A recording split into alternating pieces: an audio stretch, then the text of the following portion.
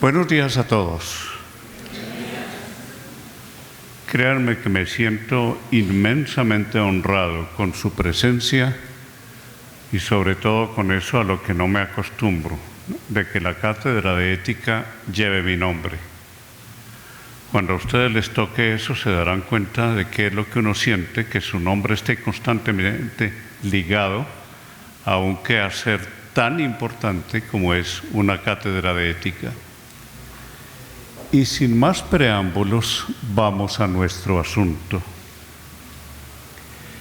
Mi primer contacto en serio con la ética ocurrió cuando hice parte de una comisión del Círculo de Periodistas de Bogotá que tenía la misión de preparar un proyecto de código de ética.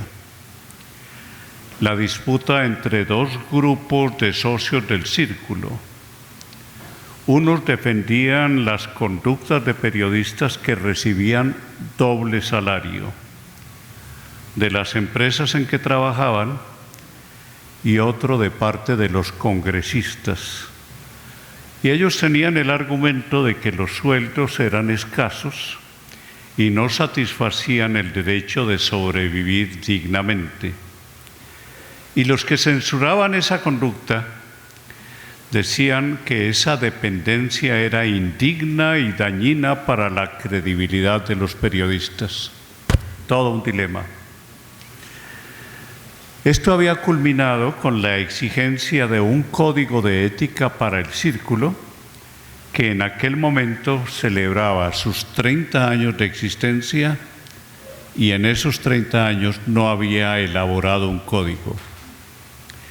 Digo que ese trabajo de corredactor del código fue mi primer contacto en serio, porque hasta entonces mis relaciones con la ética habían sido las de estudiante de filosofía o las de profesor de la materia, con muchas referencias librescas y contenidos teóricos, pero sin contacto con la realidad. De esos tiempos conservo una conferencia que leí en unas jornadas de actualización celebradas en distintas capitales a donde se desplazó un grupo de conferencistas de la capital. Al revisar hace poco esa conferencia, la rechacé con cierto rubor. Eran páginas que entraban en contradicción con la experiencia adquirida a partir de la redacción del Código del Círculo de Periodistas.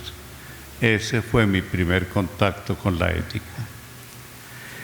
Y vamos a ver lo que a lo largo de estos años he ido encontrando como persona que reflexiona sobre la ética. Vamos a ver si esto me funciona, porque a los viejos siempre nos da una patada la tecnología. Funcionó. Primer hallazgo: la ética es un modo de vivir. Y a lo largo de todo esto ustedes van a tener la evidencia de que es un concepto que no es tan fácil. La experiencia que siguió es la que quiero compartir con ustedes. Un día, al leer en la introducción de Ética para náufragos, del profesor español José Antonio Marina, encontré: hay una ética de supervivencia, una ética de felicidad y una ética de la dignidad. Al leer esto caí en la cuenta de que los libros de ética deberían ser manuales de supervivencia, algo completamente distinto de esos libros museos de prohibiciones en que se han convertido las exposiciones sobre ética. La redacción del Código de Ética para Periodistas Argentinos fue una reveladora experiencia para mí.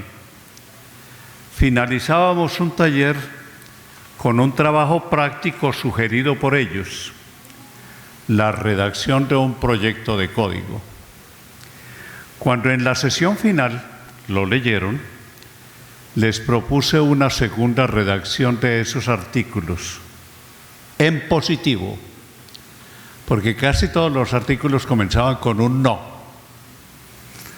No violar la intimidad de las personas, no utilizar más de una fuente, no utilizar una sola fuente, y así todo el no. Cuando yo les sugerí eso, cambiaron el tono y la redacción del código y entraron en conflicto dos visiones de lo ético, dos visiones. Primero, la que lo mira como una exposición de deberes y prohibiciones, y la otra, la que construye un modelo de vida buena. Hay una diferencia muy grande entre esas dos maneras. Al respecto, subrayé la expresión de Martha Nussbaum. La idea de vida buena se refiere a un conjunto innumerable de cualidades internas y externas que definen un modelo deseable de personas humanas. Modelo deseable de personas humanas. Esta fue una importante corrección. La ética no es un catálogo de prohibiciones. Es el descubrimiento de un modelo ideal capaz de entusiasmar y convencer para construir la propia vida. Pero con esta fórmula no quedó resuelto el problema, puesto que podría preguntarse, ¿y para qué construimos ese modelo? ¿Acaso para ser éticamente correctos? Y ser correcto es lo mínimo de alguien que toma la ética como guía de su vida. Aquí cito a Ortega y Gasset, comillas: la moral no es una performance suplementaria y lujosa para que el hombre añada a su ser algo que le permita obtener un premio. No, es el ser mismo del hombre, no es algo agregado, es el ser mismo de la persona. En efecto, no basta ser correcto. La ética es mucho más ambiciosa que eso. Alguna vez hice un ejercicio académico en vista de las muy variadas respuestas que se dan sobre la etimología de ética y moral. Le propuse a un grupo de periodistas reunir esas definiciones y analizarlas. Y comenzamos por averiguar el significado de la palabra griega ethos y de la palabra latina mos. Al final encontramos que ethos es lo real y mos significa morada o lugar donde uno vive, que son significados que no parecen tener relación con ética y moral.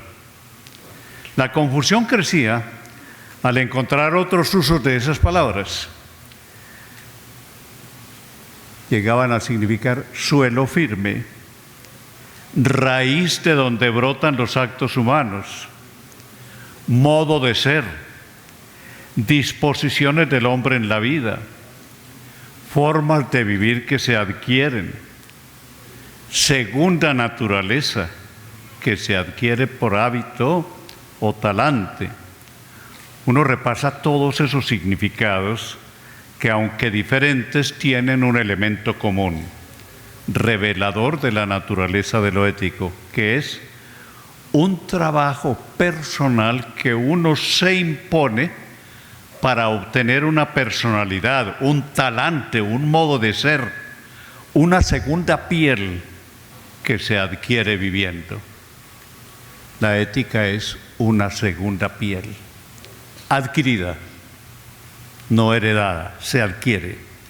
Después de ese ejercicio, llegué a la conclusión: primero, tenemos una idea de la ética demasiado insignificante. Segundo, ese lugar común nos aleja del verdadero significado de lo que Aristóteles enseña al definir la ética como obediencia a la naturaleza. Cuando tuve esto claro, concluí que apenas comenzaba mi búsqueda de las riquezas de la ética.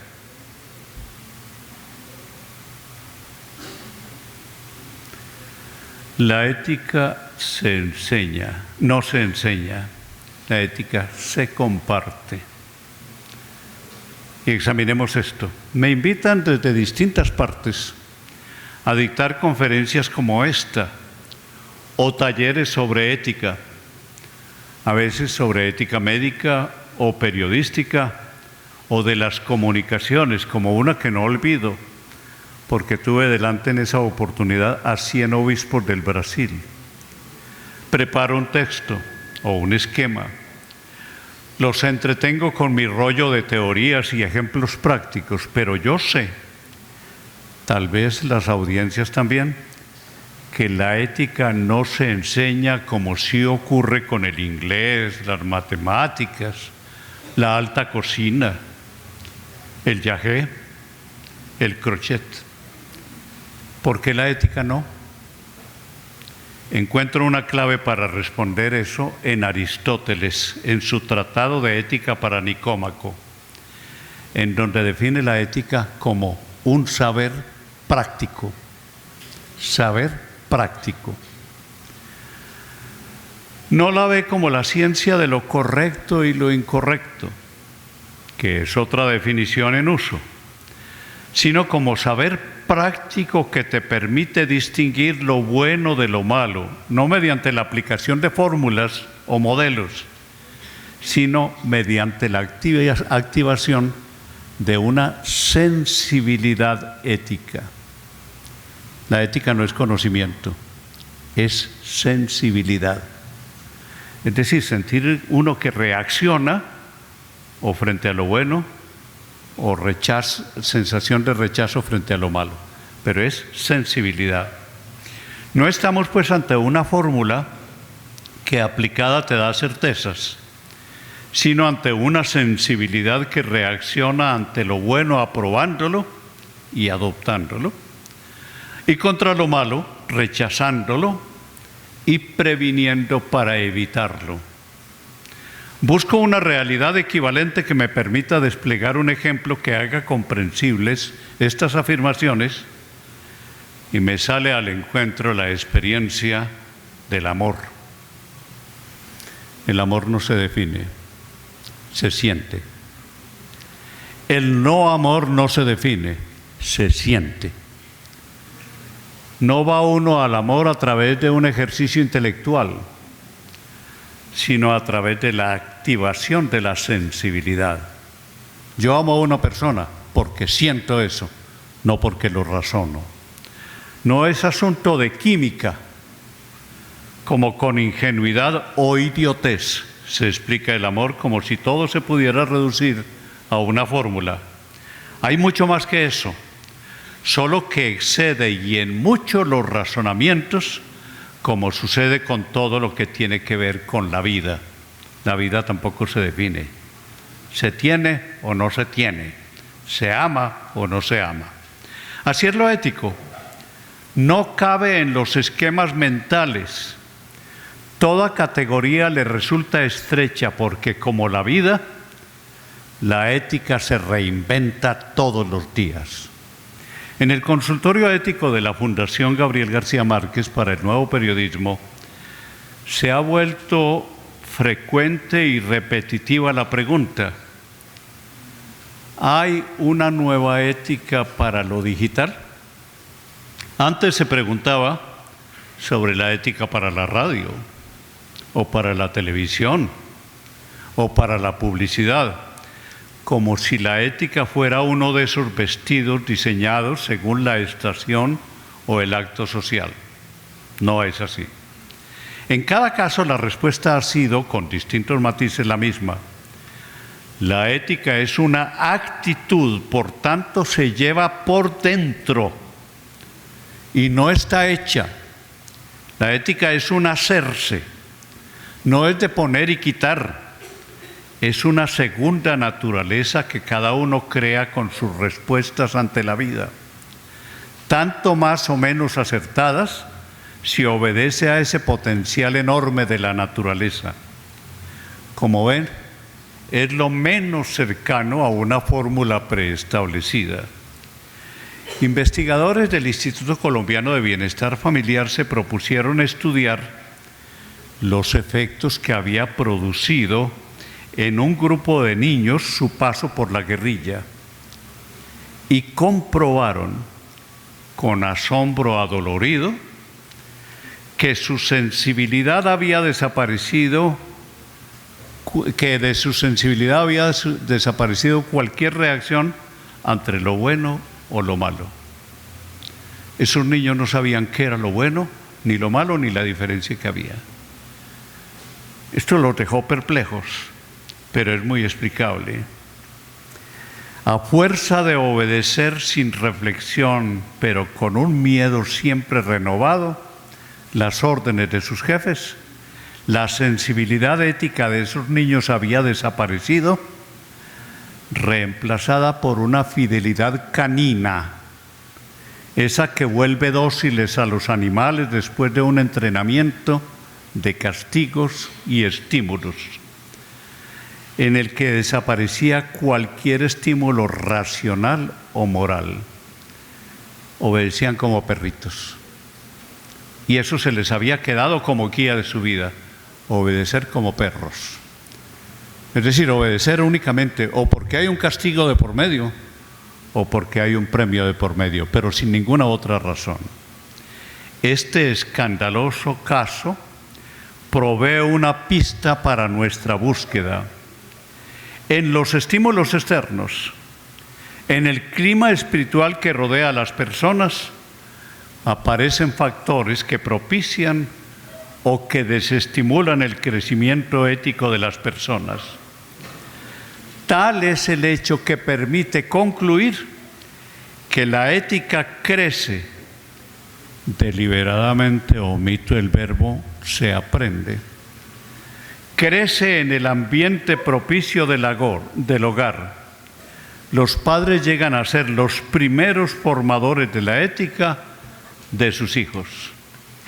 Nadie más. Incurriré una vez más en la repetición de una historia que suelo contar. A los viejos nos pasa eso. Siempre estamos repitiendo las mismas historias. Y que la oí a un indio aymara en La Paz. Almorzábamos en un restaurante indio y hablábamos sobre el tema cuando me dijo: Javier Darío, mi más temprana experiencia con la ética me la dio mi padre, indio aymara, analfabeta, de pata al suelo como agricultor, cuando nos enseñó su idea de la justicia. Justicia, les dijo, es que si somos 8 en la casa, haya 8 panes en la mesa. Si hay 6 o 10, eso no es justo. Nunca he olvidado esa primera lección de ética, me dijo mi interlocutor. Yo tampoco la he olvidado porque ratifica la percepción de que ser ético no es asunto de conocimiento, sino de sabiduría. Y sabiduría es lo que uno ha vivido. Esta es una palabra, la palabra sabiduría, emparentada con otra, la palabra sabor, esa calidad atribuida a comidas o bebidas que tienen buen o mal sabor, porque la sabiduría, como los sabores, les da a la vida, a las actitudes, al talante de las personas una cierta definición y singularidad que, como la figura, la piel, el color o la postura, señalan un modo de ser. Lo saben los catadores de vinos o de café o de platos exóticos. El sabor se extiende por todo el alimento o la bebida y se percibe a través de los sentidos. La sabiduría, producto de la experiencia, abarca y singulariza todas las manifestaciones de la persona.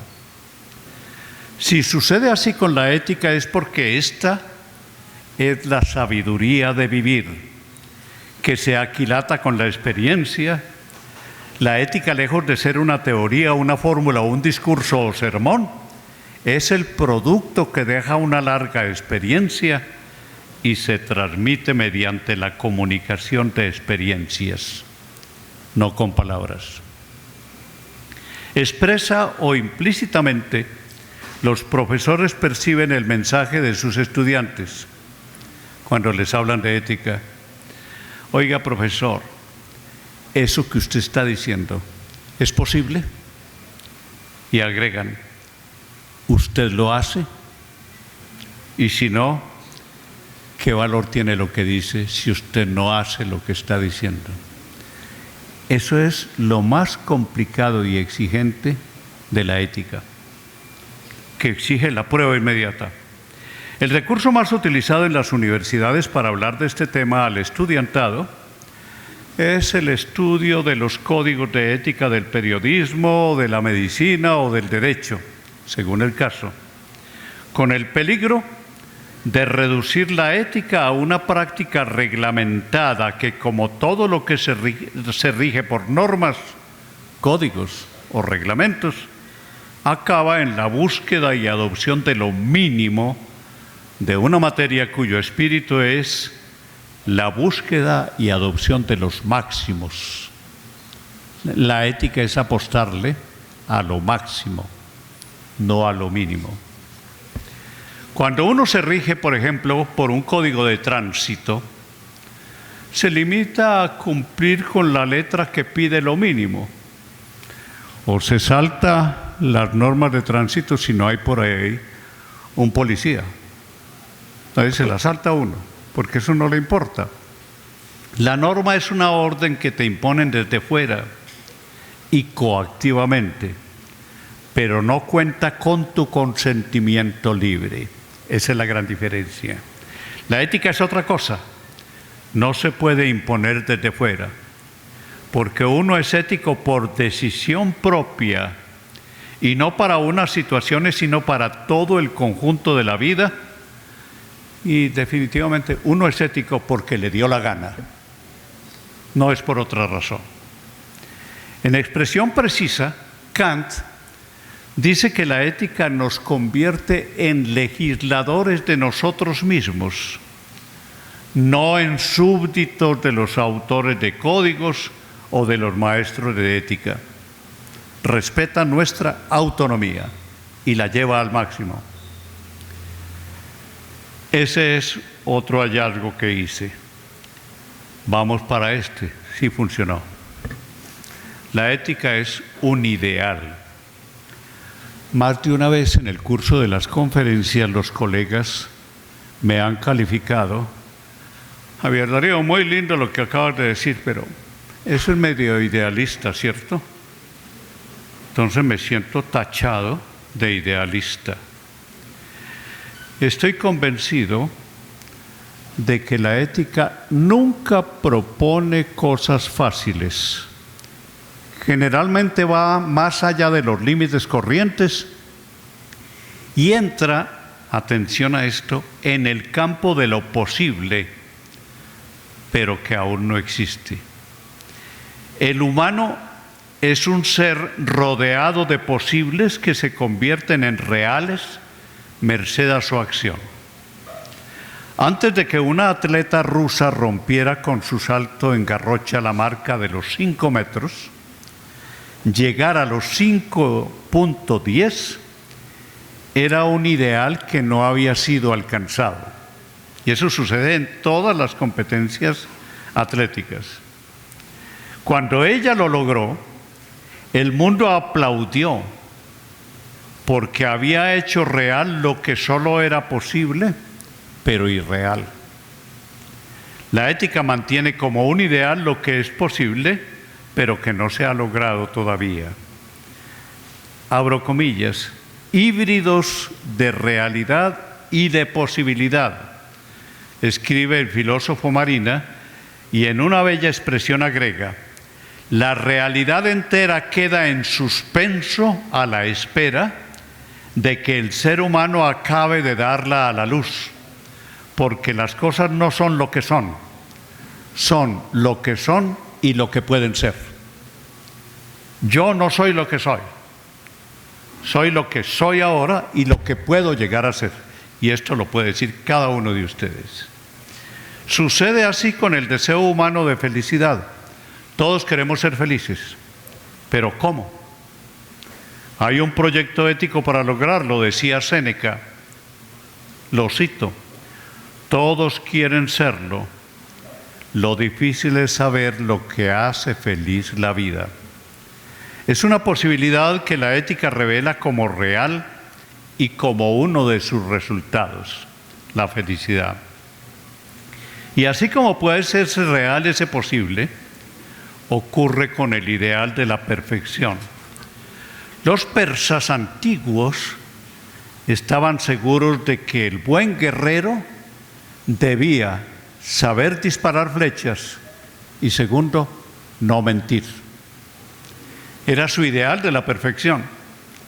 Los grandes campeones, los científicos deslumbrantes, los escritores geniales un día creyeron que ese ideal era posible. No fue algo impuesto por nadie, se lo imponían a sí mismos y en uso de su libertad asumieron ese compromiso consigo mismos, no porque nadie se lo impusiera. Decía Nietzsche, por la voz de Zaratustra: ahora me veo a mí mismo por debajo de mí. Reflexionen eso. Me veo a mí mismo por debajo de mí. Tal era su visión del hombre capaz de superarse a sí mismo. Séneca, a su vez, elogia a los esforzados hombres que en sí propios hallaron el ímpetu para subirse en sus propios hombros. Idea que tomaría después San Buenaventura al decir: cualquiera fracasa si no se encarama sobre sí mismo. La vocación del ser humano es ser superior a sí mismo.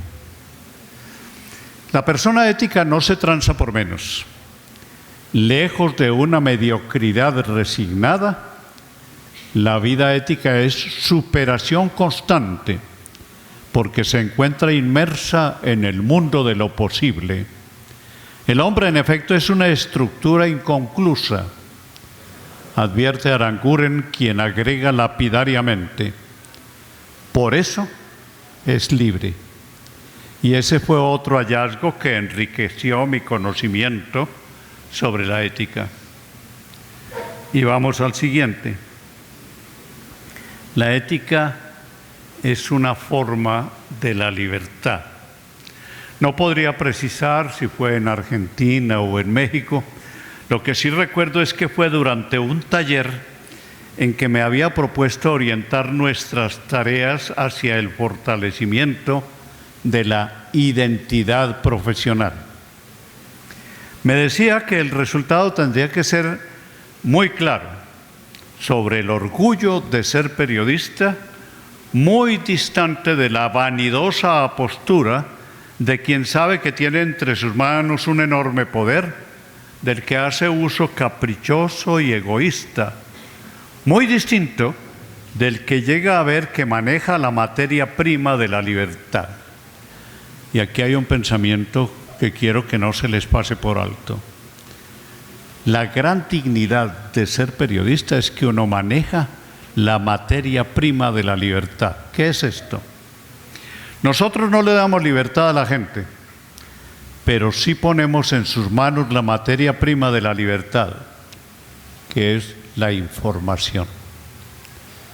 Quien no tiene información o tiene información incompleta, no tiene libertad y es fácilmente manejable por otros.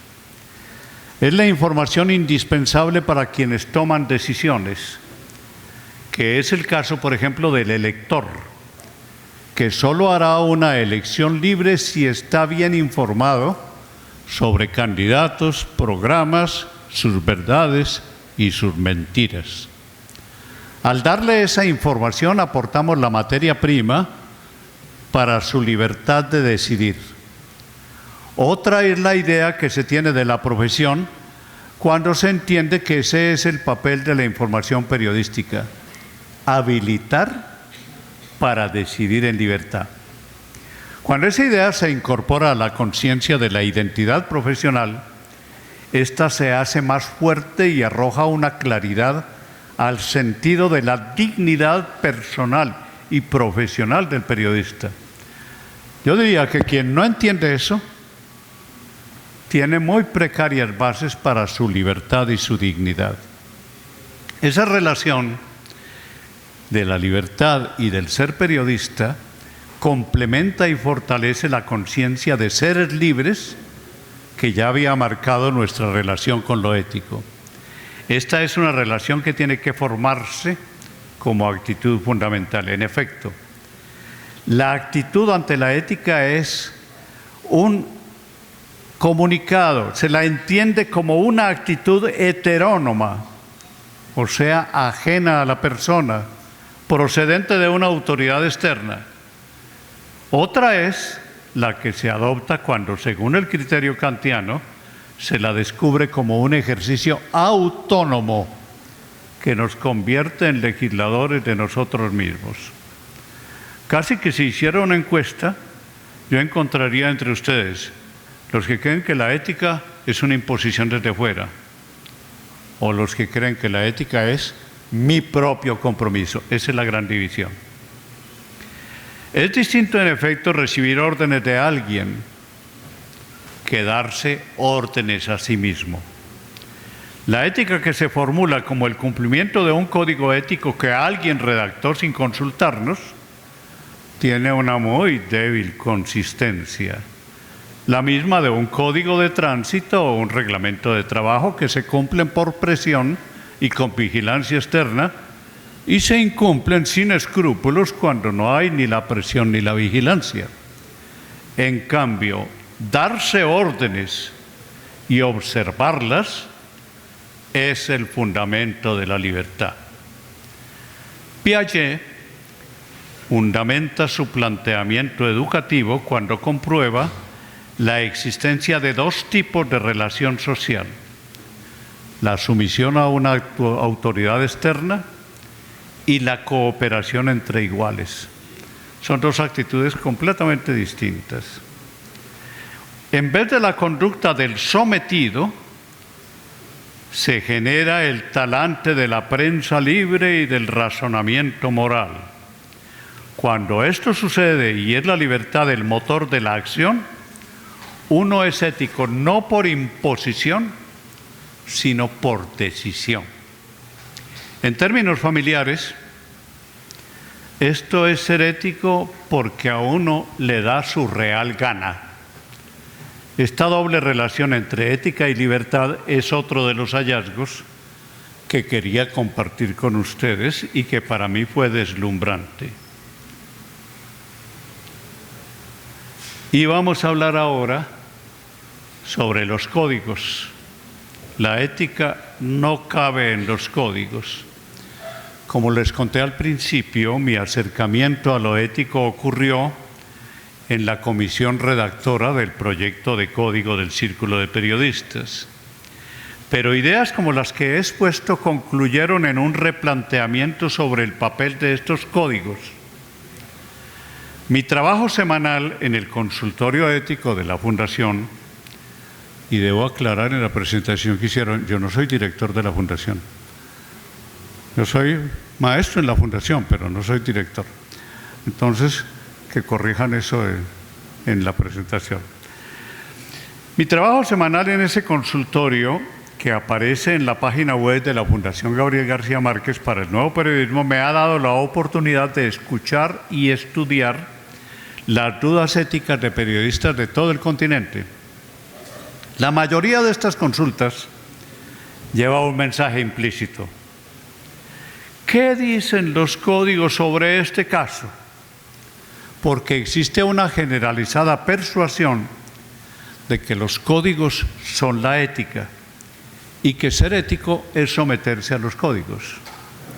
A fuerza de estudiar y deliberar sobre casos y conductas en ese consultorio y en los talleres con los colegas, he llegado a la convicción de que son útiles como herramientas mnemotécnicas, que te hacen recordar valores, principios y actitudes, lo mismo que errores y principios falseados.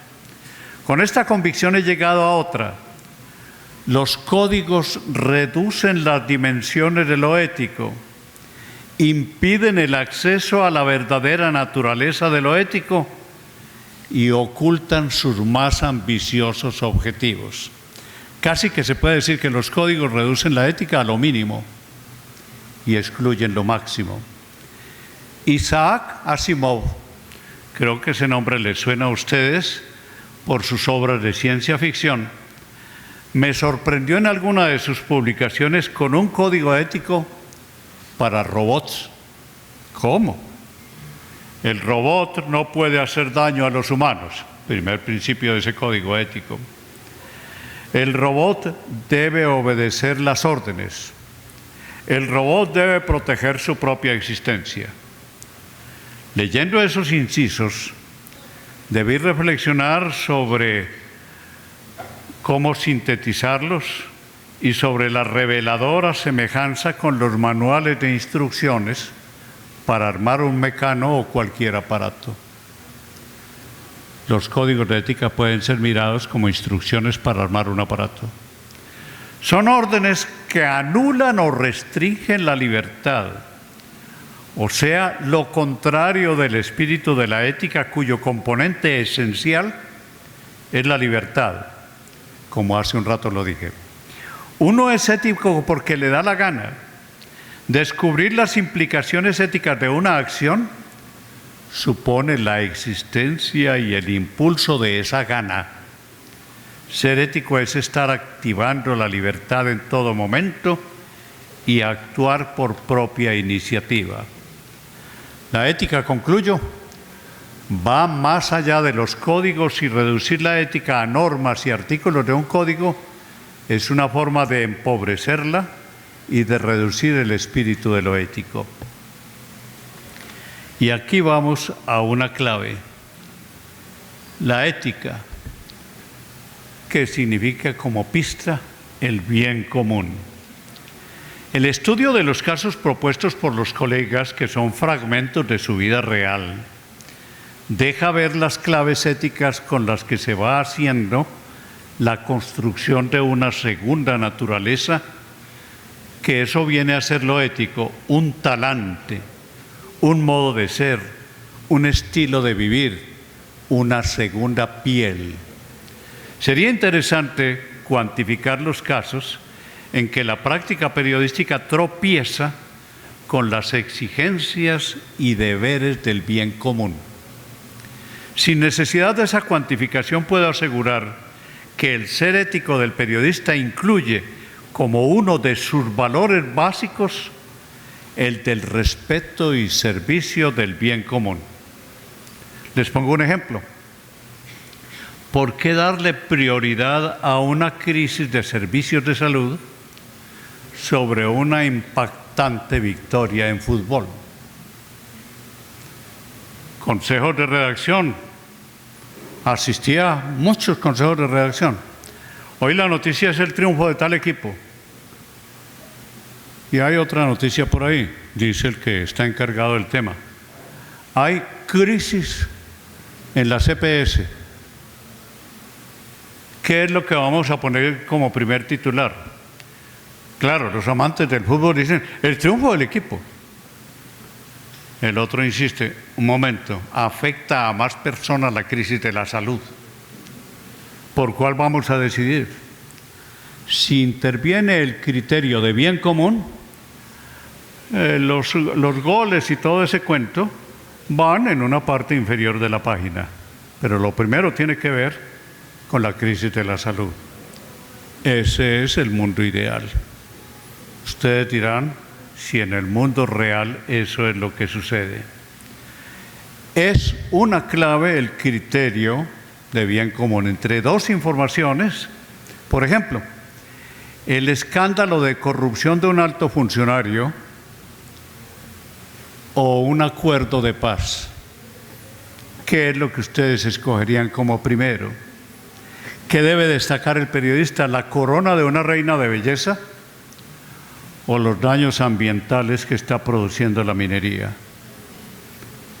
Y fíjense que en esa elección el criterio definitivo y orientador es el bien común, no lo que esté dictando su curiosidad. Entonces la corona de la reinita de belleza se va para el carajo, porque lo importante es lo otro. La minería nos está acabando, las aguas, el ambiente, todo. Es una clave, y de esta referencia al bien común emerge un elemento esencial de la profesión y la naturaleza del papel del periodista y del periodismo en la sociedad. Ese elemento permite configurar el ideal ético de la profesión, al tiempo que destaca lo que no debe ser el periodismo. Cuando se desactiva la práctica de un periodismo de servicio y se activa el potencial publicitario o de relaciones públicas, allí aparece la deformación y degradación profesional. Si yo estoy por relaciones públicas, si yo estoy por conseguir avisos para el periódico y lo demás me importa cero, periodismo degradado, sin duda. Si por el contrario se subordinan las relaciones públicas, se subordina la publicidad, etcétera, a lo que es el bien de la sociedad, allí tenemos un periodismo de calidad que dignifica y es dignificador. La explicación de este fenómeno la encuentro otra vez en Aranguren. Comillas, la ética está subordinada, dice él, a la política. Por favor, entiendan la política aquí en su sentido digno, no en el sentido habitual entre nosotros. La moralidad pertenece a la polis. Las virtudes del individuo reproducen las de la política. Aquí se habla de la política como ciencia y práctica del bien común. Habla este autor de la política como servicio del bien común. Por eso explica que lo ético se realiza en 3 momentos. Nuestro primer contacto con la sociedad es nuestra familia. Allí es donde comienza. Después, la sociedad. Y después, el Estado. Afirmación que le permite concluir que el Estado aparece como la concreción final de la vida moral. En efecto, la ética social es una parte constitutiva. Por ser ética de la persona, la ética general le da alcance necesariamente a la ética social. Teniendo a la vista esta relación entre ética y lo público, creo haber descubierto otra clave de lo ético en la práctica periodística y un elemento fundamental para trazar el perfil de lo ético. En efecto, la ética aparece cuando en el horizonte personal emerge el otro. La relación entre la ética y el otro me hizo avanzar en la comprensión de la ética y formularme esta pregunta: ¿qué tienen que ver la ética y el otro? Ahí damos otro paso. La ética comienza con el otro. No es un asunto individual que te vuelca sobre ti mismo en una posición fetal. No, la ética te abre a los demás. Encontré en Ética para Amador de Fernando Savater una cautivante reflexión enredada en alguna de las jornadas de Robinson Crusoe, cuando ya habían pasado 20 años después de su naufragio y de su llegada a la isla. Las huellas de un humano que encontró en la playa le provocaron un inmenso sobresalto. Recordó al instante la escena que había encontrado a través de la lente de su catalejo.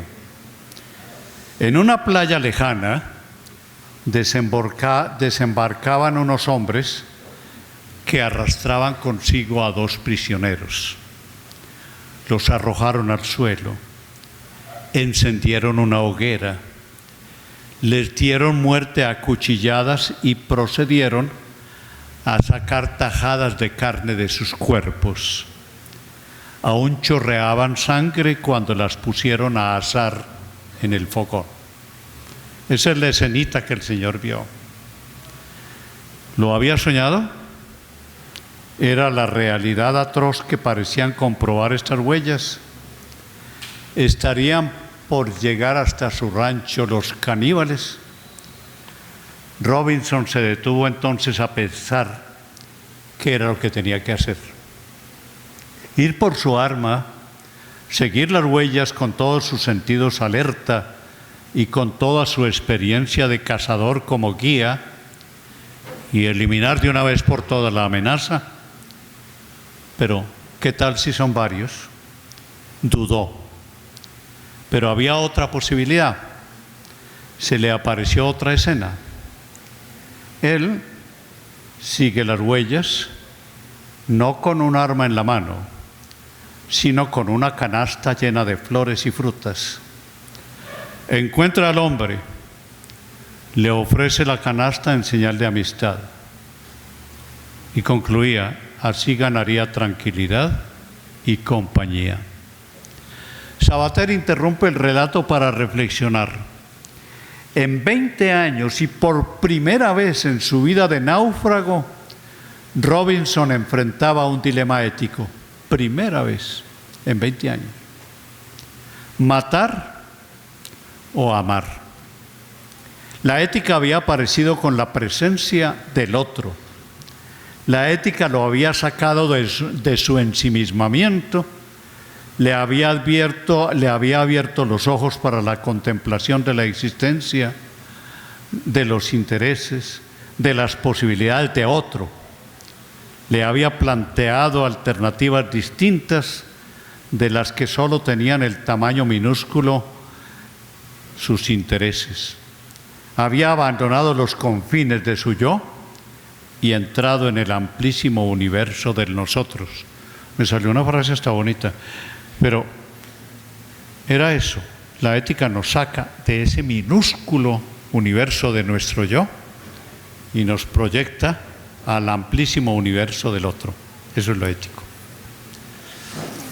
Me he extendido en este relato porque me reveló el papel que el otro asume en la ética. Hice el ejercicio de leer algún código de ética y encontré que el objetivo y razón de ser de esas normas es el otro. El respeto a su intimidad, el de su buen nombre, el deber de informarle y de dignificarle con la información, el derecho que el otro tiene a la verdad, el cuidado por las consecuencias de las informaciones, siempre el otro como presencia ubicua en la reflexión ética. Hablar, pues, de ética es hablar de mis deberes para con el otro. Y esto hasta el punto de que la sensibilidad ética equivale a la sensibilidad hacia el otro. Si yo soy insensible frente a la presencia de los otros, si puedo prescindir de los otros y me siento orgulloso de prescindir de los otros, ¡hey, cuidado! Allí no hay ética, aunque usted esté haciendo milagros. El otro es el gran barómetro que me indica si estoy alto o bajo en materia de ética. Agréguenle a las anteriores la consideración sobre el lugar que ocupa el otro en la vida del periodista. Un periodista es un islote rodeado de otros por todas partes. El otro es a la vez el objetivo de nuestra información. Investigamos, editamos y difundimos para el otro. El otro es nuestra fuente, es el tema de nuestras informaciones. Las investigamos, las damos forma y las publicamos porque es nuestra manera de servirle al otro. Con ellos y desde ellos evaluamos lo que hacemos. Nada en nuestra actividad de periodistas transcurre sin el otro. Y desde esta afirmación, calculen ustedes lo que representa para un periodista una cierta debilidad o insensibilidad hacia los otros. Y va la octava. Son 10 en total para los que estén impacientes. En esta octava viene otro hallazgo que me pareció interesantísimo. Esa relación con el otro tiene un comienzo. Su primera manifestación es el cuidado. Preparaba una conferencia sobre ética médica cuando me salió al encuentro en un texto la información de que el primer paso hacia la ética es el cuidado. Leonardo Boff, teólogo y filósofo brasileño, ve el cuidado como una actitud de relación amorosa, suave, amigable, protectora de la realidad personal, social y ambiental. Si alguno de ustedes está pensando que mi idea del periodista es la de una versión de la Madre Teresa de Calcuta, quiero decirle que no está del todo equivocado. Tenemos los periodistas en común con la Madre Teresa que no miramos a los demás para aprovecharnos de ellos, sino para servirles. Esto difiere escandalosamente del periodista a quien una catástrofe o un crimen le interesan como chiva y nada más. Esa es la gran diferencia. Cuando se hace ese periodismo, necesariamente es un periodismo de mala calidad, porque es incompleto y por tanto deshumanizado. Cuidar es una forma de vivir, de ser, de expresarse. Es una práctica ética y estética ante el mundo, escribía Regina Waldorf. Es una forma de vivir más allá de lo natural y se convierte en una segunda naturaleza añadida a lo natural. Es un cuidado natural que dice, cuido de ti porque quiero hacerlo, no porque espero paga ni retribución. Cuido de ti porque me nace, porque mi sensibilidad está hecha así. No soporto que alguien tenga necesidad o esté sufriendo. Busco la manera de ayudar. Y eso tiene que ser parte del deber ser del periodista. Todo esto me lleva a preguntarme sobre lo que cambiaría en la práctica diaria del periodismo si este fuera el enfoque y la motivación. ¿Qué clase de periodista sería? La respuesta a esa pregunta es reveladora. Si una de las formas del cuidado es que uno se pone en el lugar del otro para comprenderlo, ¿qué pasaría, por ejemplo, al entrevistar? ¿Cómo sería mi actitud de periodista al entrevistar a otro si me pongo en los zapatos de ese otro a quien estoy entrevistando? En el otro vería incertidumbre, miedo, inseguridad, soledad o indefinición. Ver esto le dará a mis preguntas un tono, una intencionalidad, un aire distinto.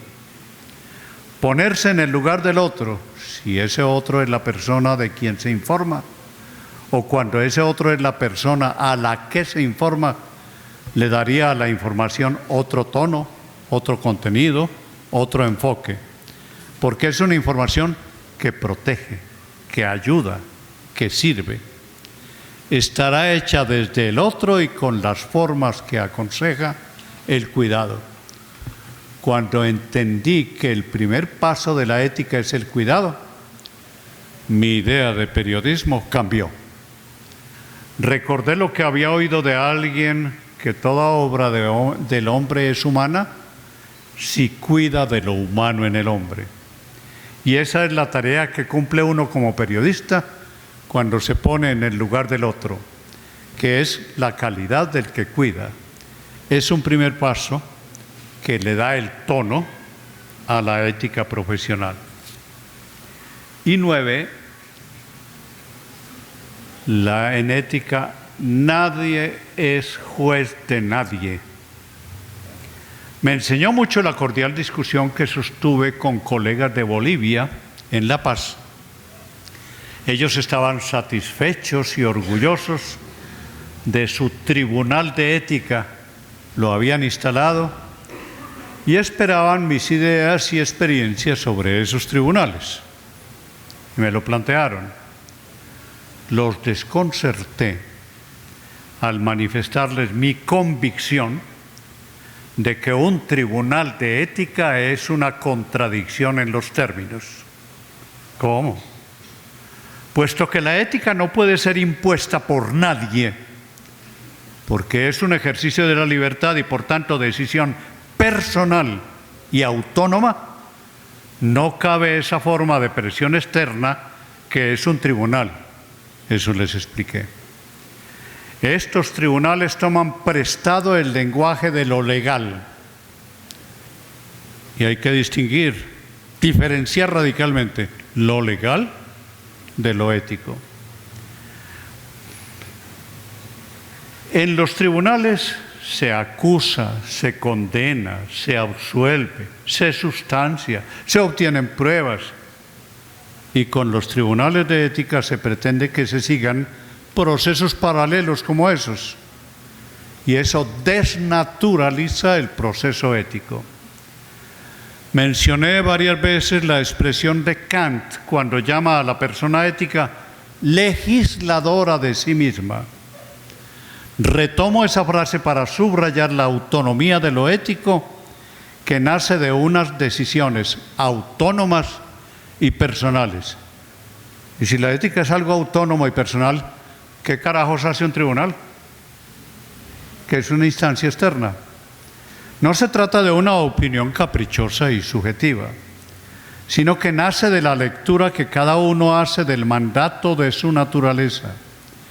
La adopción de los códigos de ética crea el equívoco de que al cumplirlos se acata alguna autoridad institucional, ideológica, religiosa, política, cuando en realidad la ética es una obediencia a sí mismo. Sea que ese sí mismo se entienda como la propia conciencia, el yo o la apropiación de una cultura.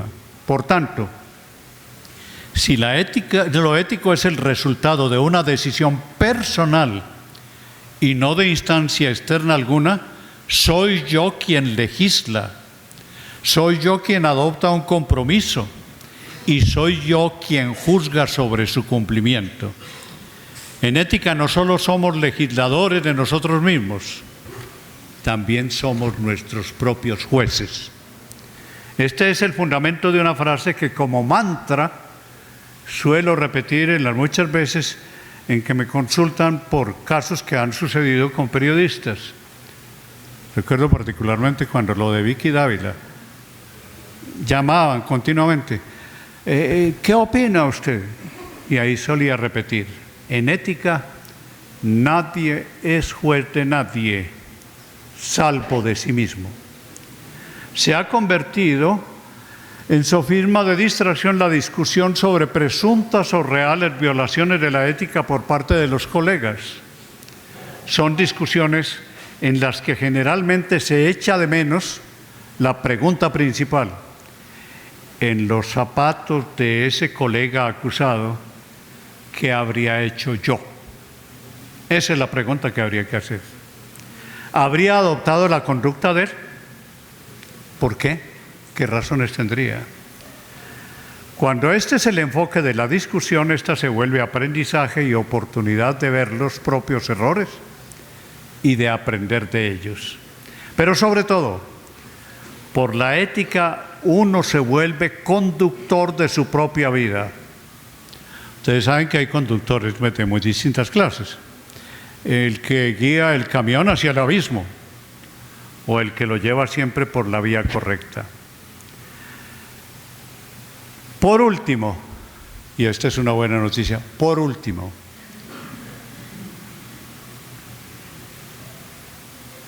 la ética, vocación para ser excelentes. Di otros pasos cuando, invitado por los colegas del Foro de Periodistas Argentinos, que tiene como sigla FOPEA, me invitaron para la presentación del Código de Ética que ellos habían redactado en 3 años, que siguieron a un taller de ética, y redacté el texto de una conferencia que sirviera como introducción a la lectura del código. Entonces abordé el tema de la ética como una utopía que me condujo a la cima de estas reflexiones, en la que pude concluir que la ética es la respuesta a la vocación con que todos nacemos de ser excelentes. Esa vocación la tenemos todos. Que haya quien es sordo para eso, eso es otra cosa, pero con eso nacemos todos. La vocación de ser excelentes. Vamos por partes. ¿Se llega alguna vez a la cima de lo ético? ¿Alguien podría decir en esta sala, yo soy ético? Se plantearía el mismo problema si ustedes o yo dijéramos aquí, yo soy libre o yo soy justo. Eso nadie lo puede decir con verdad. Ni la ética, ni la libertad, ni la justicia son realidades que están ahí, hechas y acabadas. No.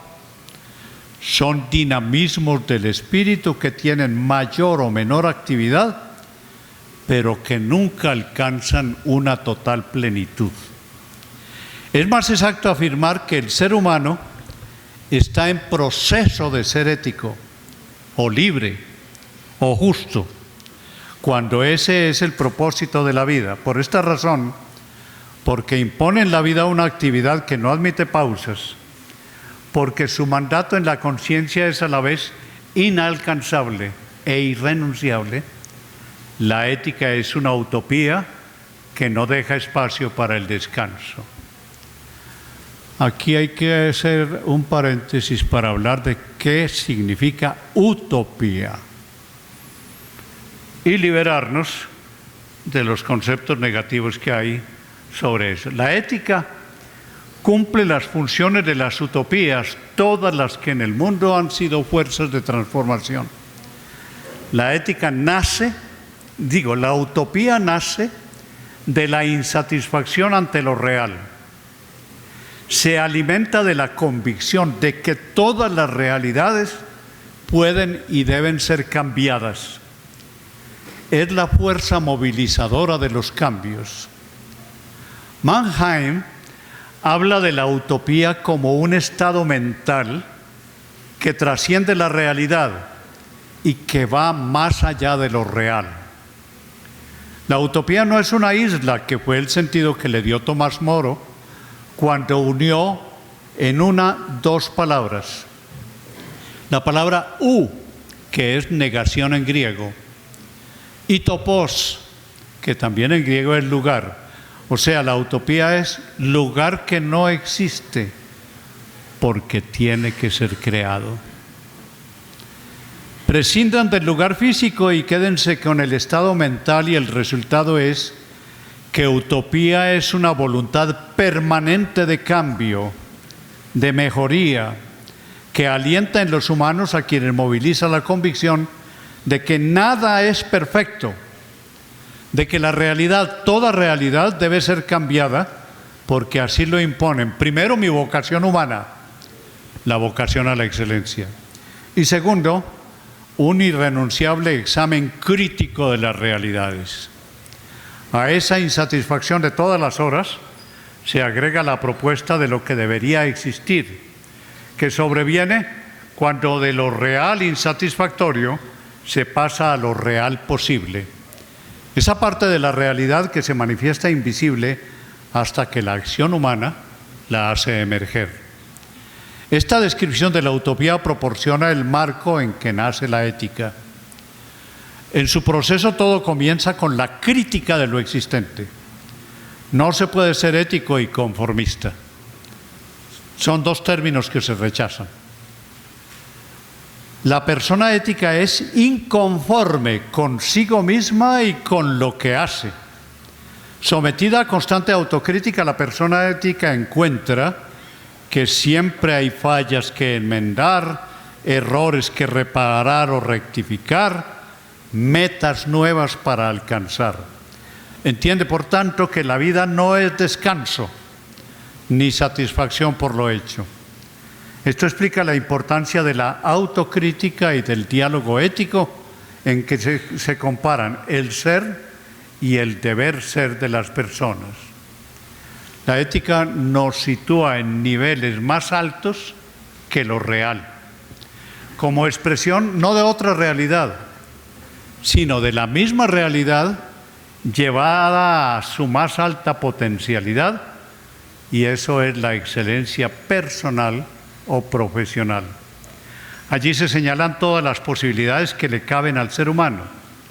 Es la utopía del ser humano perfecto que han soñado filósofos, políticos, el hombre nuevo, cima de los sueños revolucionarios. La Iglesia celebra el hallazgo de su utopía en cada canonización. Entre los griegos fue el héroe que cantó Homero. Para los romanos la excelencia estuvo encarnada en el guerrero que ingresaba vencedor. En el siglo de las luces esa excelencia fue el científico. Para muchos lo fue el astronauta. En las Olimpiadas Mundiales, ese ideal de excelencia que se ve encarnado en los campeones aplaudidos en lo alto de los podios. Y en los reinados de belleza, una muchachita que deslumbra. En cada caso, ha habido un trabajo de corrección, pulimiento, consolidación y conquista de sí mismo que convierte a cada hombre en escultor de sí mismo, empeñado en hacer de sí una obra perfecta. Como inspiración y motor de ese proceso opera la ética, esa inconformidad con lo mediocre y lo torpe, ese impulso para llegar a un deber ser. Por fin termino admirando su paciencia. Si tanto Camus como García Márquez coincidieron en llamar al periodismo la más bella profesión del mundo, es porque lograron reunir en una frase todo lo que con dificultad acabo de decirles como primera lección de su cátedra de ética del periodismo. Confío que esto les haya abierto horizontes. Muchas gracias.